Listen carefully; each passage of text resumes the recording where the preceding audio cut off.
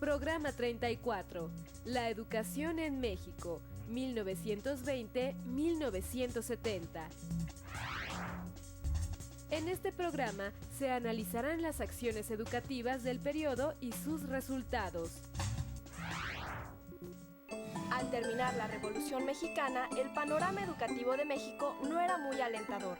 El 66% de la población mayor de 10 años no sabía leer ni escribir.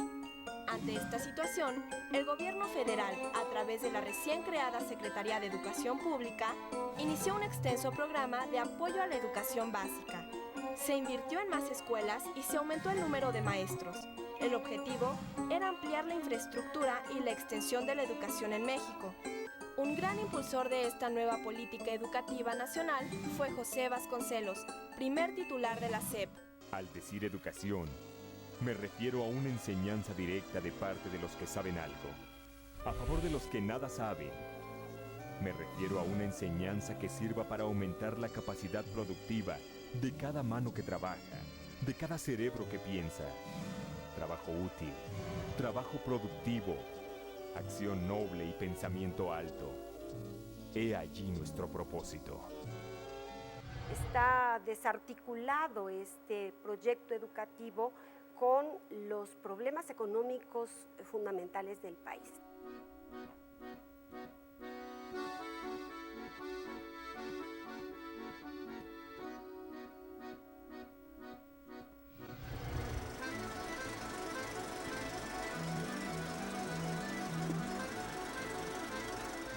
...1920 es muy importante, es un año donde se inicia la etapa de reconstrucción económica, política de nuestro país. Después de los años armados, después de la lucha armada de la Revolución, va a iniciarse una etapa de reconstrucción nacional.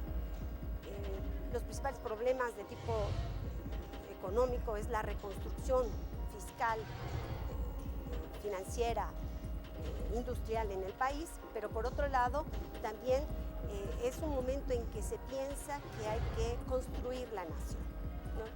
En el ámbito educativo, para 1920, un grupo de universitarios encabezados por Vasconcelos va a proponer al Congreso la creación de la Secretaría de Educación Pública como un sistema nacional que permitiría entonces resolver la problemática educativa. En ese año, 1920, se inicia entonces un debate interno entre la élite ilustrada y política por definir entonces el rumbo del país.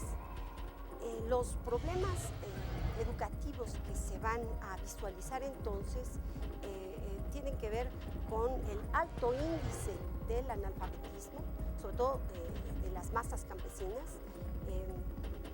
Por otro lado, hay una gran carencia de profesores y de escuelas.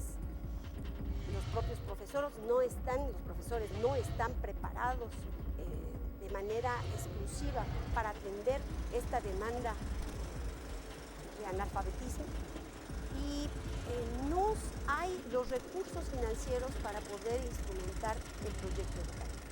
Estos son rasgos en general muy problemáticos de 1920, pero el proyecto educativo no puede pensarse nada más en los problemas en el 20, también tenemos que pensar en los problemas de los 30, después del crack financiero del 29, después de la Gran Depresión Económica de 1929, en nuestro país se reformuló el proyecto educativo. Sí, en los años 20 se pensó en alfabetizar a los campesinos, que es la población mayoritaria de los analfabetas. Se instrumentó la educación rural.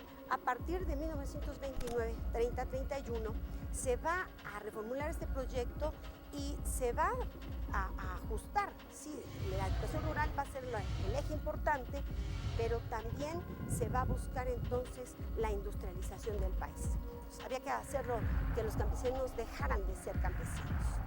¿Cómo? A través de la educación. Y había que capacitar capacitarlos para que pronto ingresaran a la industria nacional del país, que era lo que requería los años 30. En 1940, el porcentaje de analfabetismo entre la población mexicana apenas se había reducido en 8% respecto a 1921. A 20 años de iniciada la política de alfabetización, se había logrado avanzar muy poco. Durante las 3 décadas siguientes, el porcentaje de analfabetismo se redujo más rápidamente y para 1970, alrededor del 73% de la población sabía leer y escribir.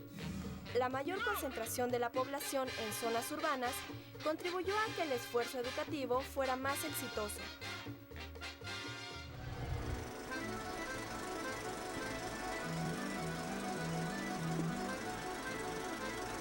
Para alfabetizar a los campesinos, a los obreros, a los indígenas, que es la masa mayor de analfabetas en nuestro país, se van a utilizar recursos, muchos recursos del gasto público federal, ¿no?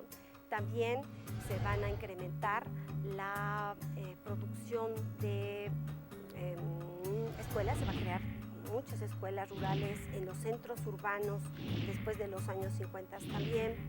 Y se van a crear institutos para capacitar a los maestros. El Instituto Federal de Capacitación Magisterial, creado en los años 40, va a ser un centro que va a procurar homogeneizar la formación, la capacitación de los profesores rurales sobre todo. Después de 1940 y en 50, recuerden ustedes, está la Segunda Guerra Mundial, también hay un caos económico a nivel mundial. En nuestro país también se sufre esto y no hay una inversión en el gasto público de educación, en el ramo educativo, importante. Los años 50 y 60, la estrategia educativa va a ser la centralización en la educación pública y el control de las escuelas privadas. Pero sobre todo se va a enfocar entonces a fortalecer la educación primaria, pero también la educación secundaria. Estas medidas sí permiten resolver medianamente los problemas, ¿no? Pero son 2 tiempos, son 3 tiempos. La educación rural va a ser el eje de estas estrategias en los años 20-30, la educación urbana a partir de los años 40 y la educación pública se va a ver favorecida sobre todo en el ramo de la educación básica en todos estos años. La secundaria, al finalizar de esta época, en los años 60, se va a hacer obligatoria y además la descentralización que se va a sufrir en los años 60 va a posibilitar la creación de universidades públicas en distintas entidades. La universidad, la UNAM y el POLI van a seguir siendo los centros de educación superior más importantes en nuestro país. Estas 2 instituciones van a recibir en los años 50 y 70 mayor presupuesto. Aún así, para los 60 particularmente, hay un boom de producción de escuelas, de centros universitarios, de universidades públicas en algunas entidades, ¿no? Y esto va a permitir entonces la descentralización educativa. El desarrollo industrial mexicano requería de la formación de profesionales con capacidades técnicas. Por este motivo, el Estado también impulsó la educación tecnológica. Se crearon institutos de educación superior para formar los ingenieros y técnicos que la creciente industria nacional demandaba. La fundación de universidades e institutos tecnológicos amplió la oferta educativa y contribuyó a la formación de cuadros de profesionales y técnicos. También se favoreció la descentralización educativa al fundarse centros de educación superior en diversas entidades federativas como Jalisco, Nuevo León, Puebla, Chihuahua, entre otros.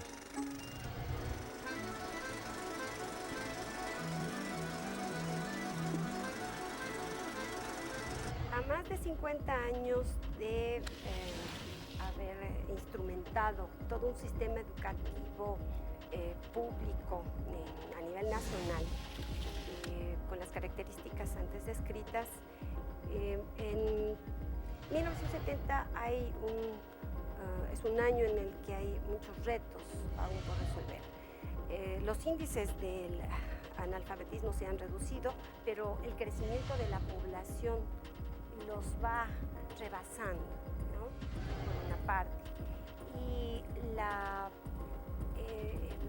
discordancia, está desarticulado este proyecto educativo con los problemas económicos fundamentales del país. Aunque hay todo un intento, no se ha logrado del todo, como en países como Japón, Estados Unidos y otros, Rusia misma, en donde la educación tiene un objetivo netamente económico, además del humanista, que es el que se ha pretendido hacer en este proyecto educativo.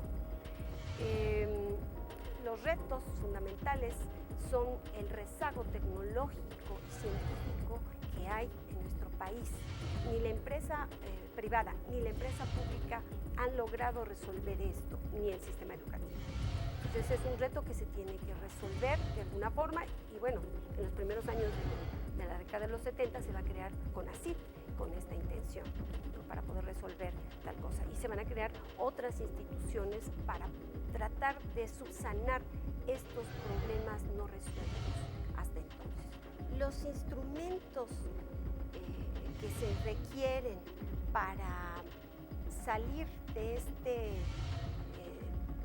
estos retos que tiene la educación en nuestro país en los 70 van a ser formulados en una nueva perspectiva económica. El modelo de desarrollo industrial pensado desde el inicio de los años 20, francamente desde el inicio de los años 30, va a entrar en crisis, ¿no?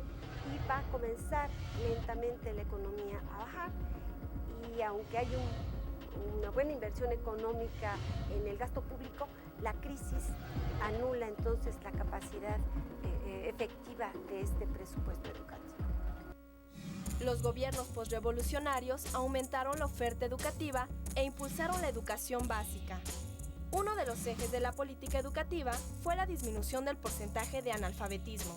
En 1970, el rezago tecnológico y científico y la cobertura insuficiente eran los principales retos del sistema educativo mexicano.